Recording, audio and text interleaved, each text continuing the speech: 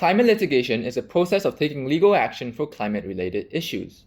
In short, suing people. The first ever case on the climate was filed in 1986 in the lawsuit capital of the world, the United States of America. Since then, there has been an upwards trend in the climate litigation cases filed, though interestingly, the trend has reversed in recent times. Climate litigation has taken place in 55 countries, most of which are in the global north.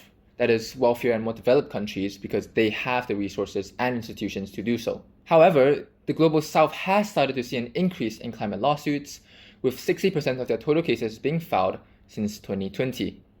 Before I get into the different strategies in climate litigation, please note that I'm not a lawyer.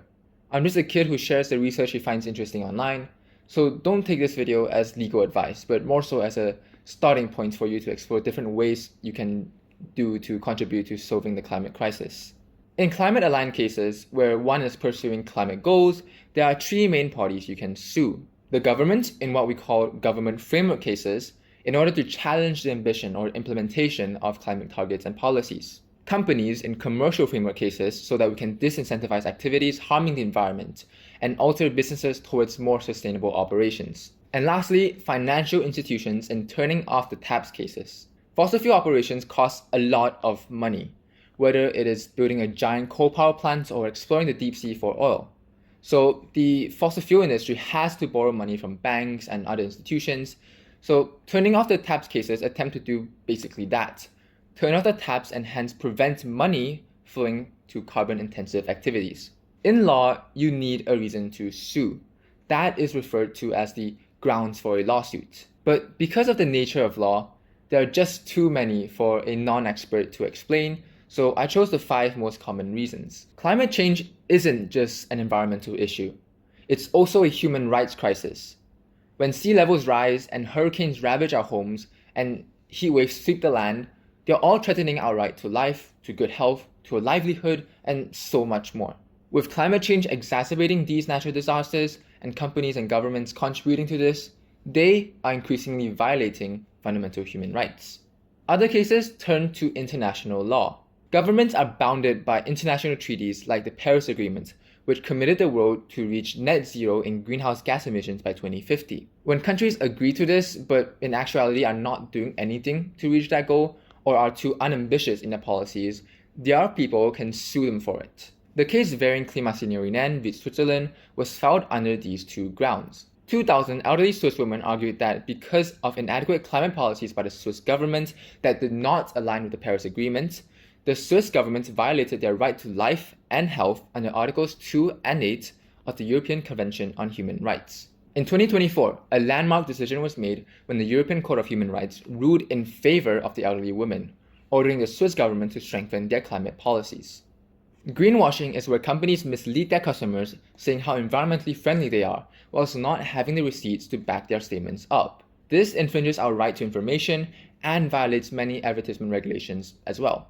This was what Client Earth claimed when they filed a complaint to the UK National Contact Point against BP in 2019. BP launched 2 ad campaigns that talked about their low carbon energy products, but Client Earth claimed that because more than 96% of BP's annual spending is on oil and gas, their ads were misleading. BP quickly took down their ads, marking a victory for the climate movement. Next, let's move on to integrating climate considerations cases. These cases target projects and activities that are projected to have significant emissions and attempt to get them struck down, or at least have them include climate considerations, hence decreasing their environmental impact.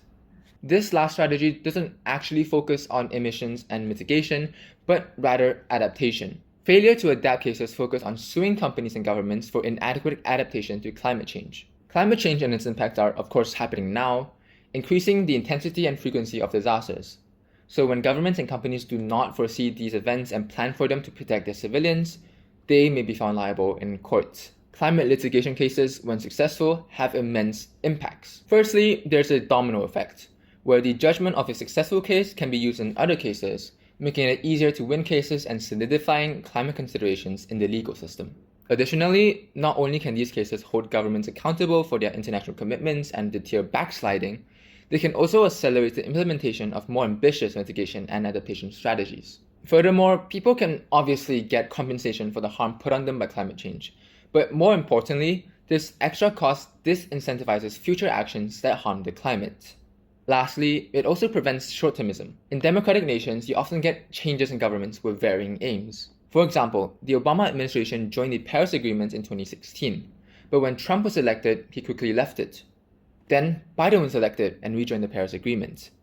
And then more recently, Trump was elected once more and left the Paris Agreement.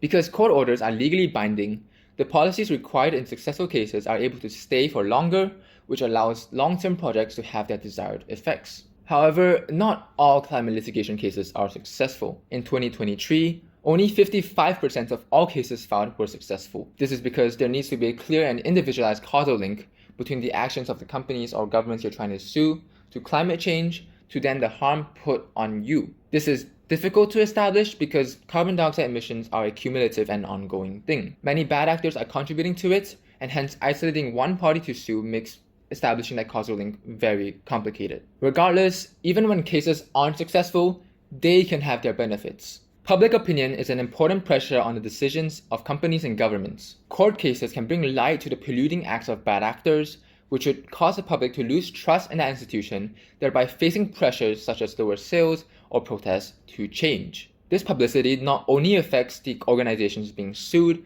but also other ones afraid that they might be sued and face the same issues. So it prompts change before any lawsuit arrives, ultimately pushing the climate movement forward. There is one last issue that climate litigation faces. Remember Klimasenioren with Switzerland, the case brought forward by the elderly Swiss woman? Well, despite the positive ruling, the Swiss government essentially ignored it. They said that Switzerland was already compliant with the ruling and that the ECHR overstepped their judicial role. Enforcement is a lacking part of climate litigation, especially for international cases. But I think the enforcement is right in our hands. The court of public opinion is a form of enforcement. So transparency is key in allowing the public to hold these organizations accountable when legal rulings are ignored. So far, we've only talked about climate-aligned cases, but as the title suggests, there are also cases that attempt to delay climate action. These cases are called anti-climate litigation or non-climate-aligned cases. In them, there are four main strategies. I will briefly cover two because they are quite self-explanatory. Anti-regulatory cases basically want to challenge environmental regulations and remove them, whereas just transition cases attempt to claim compensation for future climate projects that may harm their livelihood, making projects more expensive.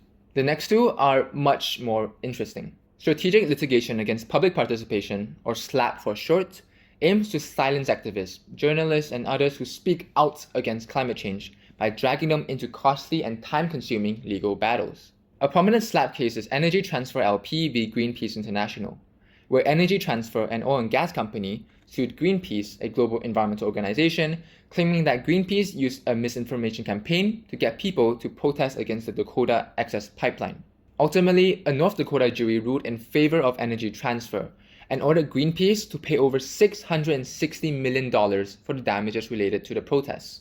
What's interesting about the jury is that more than half of them had ties with the fossil fuel industry, so I'm not too sure about how fair the trial was. Regardless, $660 million is an insane amount, which puts Greenpeace at risk of bankruptcy, which was the aim of the lawsuit in the first place.